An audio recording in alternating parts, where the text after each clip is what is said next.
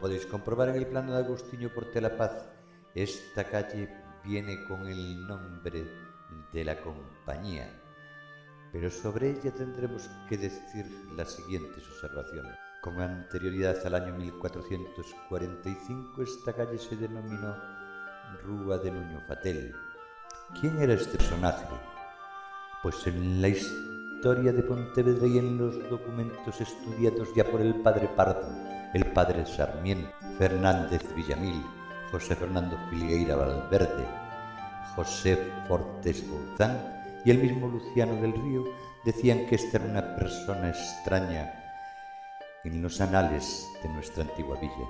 Cita Luciano del Río que se extendía la calle como en la actualidad, desde la plaza de Indalecio Armesto hasta la Puerta de la Rocha o Puerta de Santa Clara, abierta en el trozo de la muralla que la cortaba perpendicularmente bajando del Rouco al Alborro.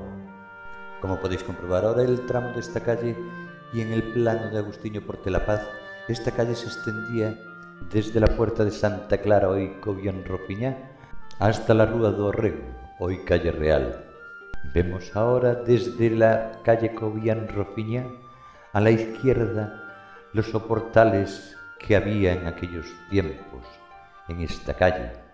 En 1653, y con la construcción del Colegio de la Compañía al principio de esta calle, pierde el nombre de Nuño Fatel, imponiéndose en aquel entonces el nombre de la compañía.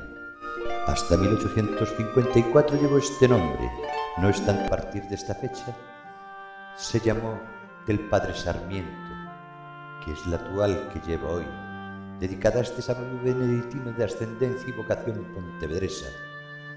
El 9 de marzo de 1695, reinando en España Carlos II, nace en la localidad de Villafranca del Bierzo, provincia de León, un niño enfermizo que a los 10 días es bautizado en la románica iglesia de Santiago, vinculada a la peregrinación y cuya puerta de los perdones equivalía a la Puerta Santa, como nos dice Filgueira Valverde en su libro sobre este personaje.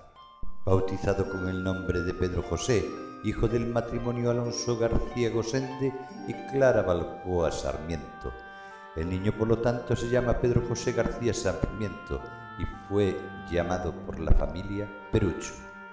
Dada la importancia de este personaje en nuestra antigua villa, le dedicaremos un capítulo especial. A finales del siglo XVIII aparece la magnífica casa de la noble familia de los García Flórez, con sus robustas columnas y con los soportales, su jardín y una labra heráldica de las más bellas de nuestra antigua villa. Escudo principal cuartelado en cruz con escusón, cuyo contorno está formado por rocallas, rodeado por 5 medallones puestos en orla, dentro de los cuales se representan los linajes. En el primer cuartel Estevez, en el segundo Suárez, en el tercero Fariña, en el cuarto Flórez, sobre todo en el escusón García, y en los medallones en la horna, arriba a la diestra González, a la siniestra Feijó, abajo diestra San Vicente de Navarra, y abajo a la siniestra Seoane, más abajo centro Matos. Esta casa o palacio fue la sede de la Escuela Normal de Maestras.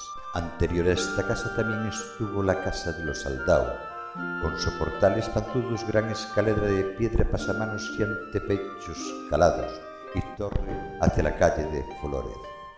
Enfrente de la plaza de Armesto estaba la casa de los Berasategui, casas con soportales que se extendían hasta el fondo de la misma.